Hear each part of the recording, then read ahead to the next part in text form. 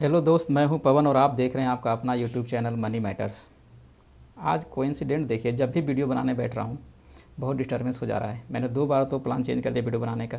कभी video call आ जा रहा है तो कभी फ़ोन आ जा रहे हैं, कोई ऑफिस में लोग आ जा रहे हैं मिलने। खैर चलिए अब लास्टली इस बार सोचता हूँ कि इस बार तो बन के ही रहेगा।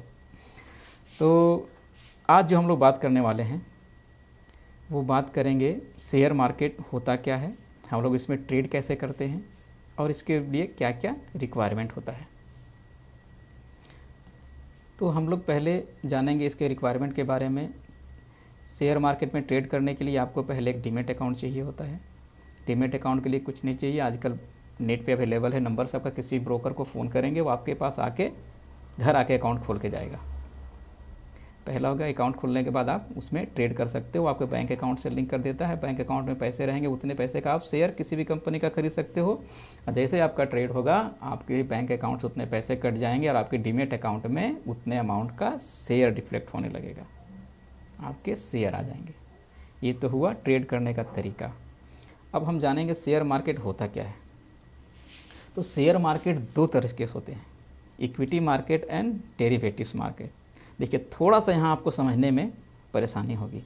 मार्केट कहेंगे 2 तरह का होता है सर, तो बोलेंगे एक मार्केट डीमेट अकाउंट पे 2 होगा। नहीं, सारा कुछ एक ही मार्केट में होगा, एक ही डीमेट में होगा और सारा कुछ आपके एक ही प्लेटफॉर्म पे होगा।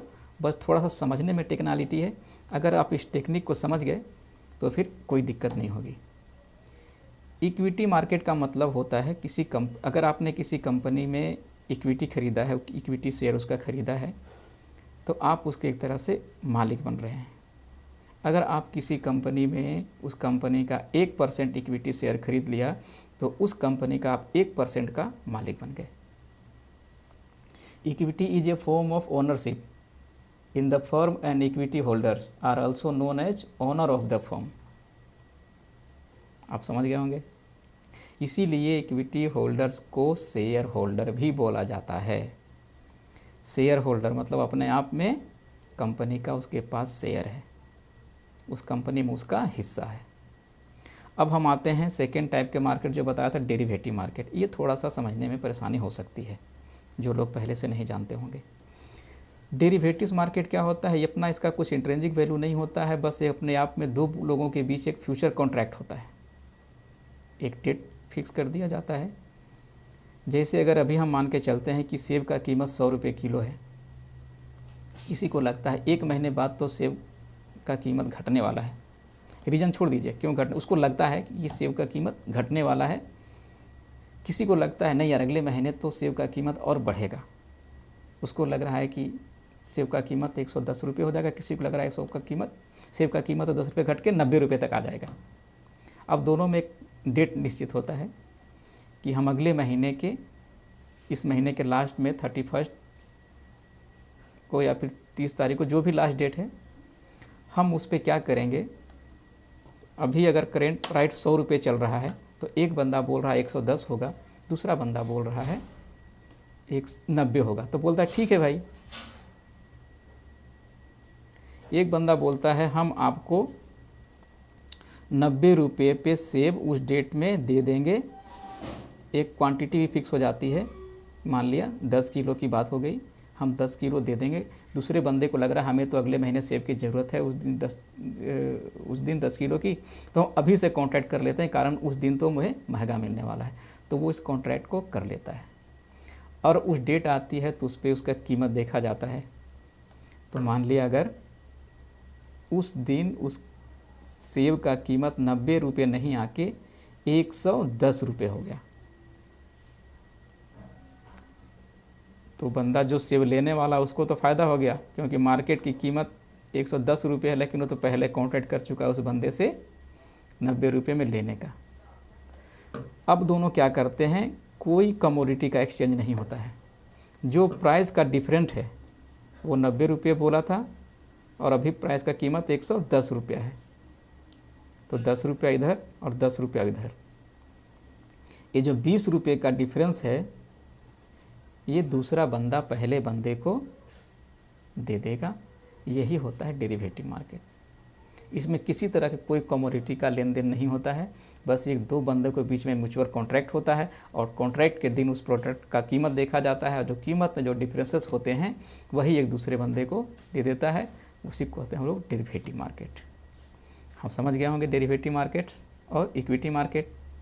हम लोग अभी डेरिवेटिव मार्केट को थोड़ा सा किनारे कर देंगे, हम लोग बस अभी इक्विटी मार्केट को ही लेके चलेंगे। वीडियो शायद थोड़ा ज़्यादा लंबा हो रहा है, थोड़ा सा और टाइम लूँगा। अब देखिए, एक इक्विटी, जब कोई बंदा किसी कंपनी का शेयर इक्विटी खरीदता है उसको क्या क्या फ़ायदे होते हैं। चलो मानते हैं कि एक कंपनी है, उसका total number of share 1 lakh रुपया है और उसके शेयर आप 10,000 शेयर खरीद लिए। मंथ ये क्वार्टर इंड ये फिनेंशियल के इंड में देखा जाता है कि उस कंपनी को सारे खर्चे काटने के बाद 5 लाख का मुनाफा होता है। तो वो 5 लाख को क्या करेगा, उसके टोटल ऑफ नंबर शेयर कितने हैं, 1 लाख रुपए हैं, वो 5 लाख को 1 लाख में सबको बराबर बराबर बांट देगा। तो पर शेयर कितना पड़ा, 5 रुपये। और आपके पास कितने शेयर हैं, 10,000 शेयर हैं, तो 10,000 इंटू 5, तो आपको 50,000 रुपये का फ़ायदा हो गया। एक फ़ायदा ऐसे होता है इक्विटी होल्डर्स को। दूसरा फ़ायदा क्या होता है कि कंपनियां टाइम टू टाइम या क्वार्टर टू क्वार्टर, जैसे अगर किसी कंपनी को ज़्यादा फ़ायदा होता है तो खुश होकर अपने शेयर होल्डर को बोनस देती है। एक कंपनी डिसाइड करते हैं कितना बोनस देंगे, इसमें कोई उसका बाउंडेशन नहीं होता है, तो कंपनियां बोनस भी देती है। दूसरा फ़ायदा हो गया बोनस। तीसरा फ़ायदा क्या हो रहा है आपको कि जब कंपनियां फ़ायदा कर रही है, आपको शेयर में भी गेन दे रही, पर शेयर जो गेन उसको वो भी मिल गया, आपका शेयर मिल गया, दूसरा बोनस भी हो गया।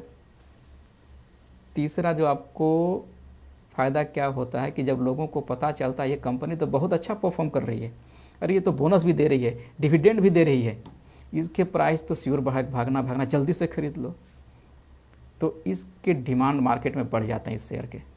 तब होता क्या है कि अगर आपने इस शेयर को 100 रुपया प्रति शेयर में खरीद रखा होगा तो बढ़ते बढ़ते 105, 110, 120 डीस हो सकता है ये 200 तक भी चला जाए। तो एक फ़ायदा क्या हुआ, आपका इधर बैठे बैठे कैपिटल भी गेन हो रहा है, आपका इन्वेस्टमेंट बढ़ रहा है ना। आपने 100 रुपये पे खरीद के रखा है और शेयर बढ़ते बढ़ते 125, 130 बढ़ रहा है और ऊपर से आपको डिविडेंड भी मिल रहे हैं, बोनस भी मिल रहे हैं।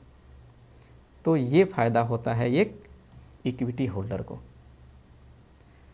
अब वीडियो को ज़्यादा लंबा हो रहा है, ठीक है, हम लोग फिर आगे बात करेंगे दूसरे दिन। आज तक के लिए इतना ही, फिर हम लोग मिलते हैं। जय हिंद, धन्यवाद।